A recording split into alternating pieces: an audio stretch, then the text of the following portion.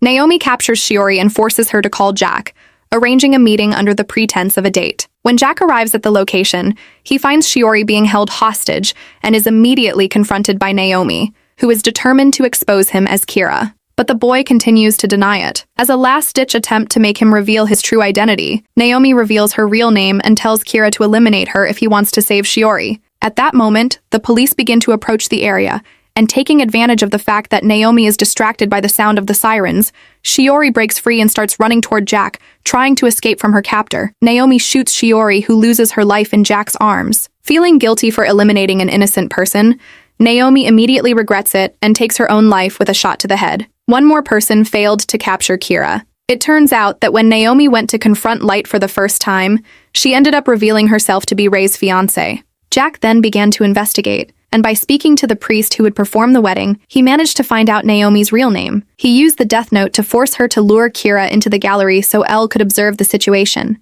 In Shiori's case, Jack also scripted her death in the Death Note. Finally, it was enough for the boy to write that she would be shot in the back when she tried to run into her boyfriend's arms. All of this was Jack Yagami's plan for Naomi to eliminate Shiori in front of him, and thus he was able to use this event as an argument to join the investigation and capture Kira. With his plan completed, Jack meets with his father and asks to be placed on the search team, but Elle himself emerges from the shadows and invites him to use his intelligence to help with the investigation. On the other side of Tokyo, a famous presenter named Misa Amane ends the recording of her show and prepares to go home. Along the way, she begins to be followed by a maniac who is completely obsessed with her and wants them both to go to the afterlife together.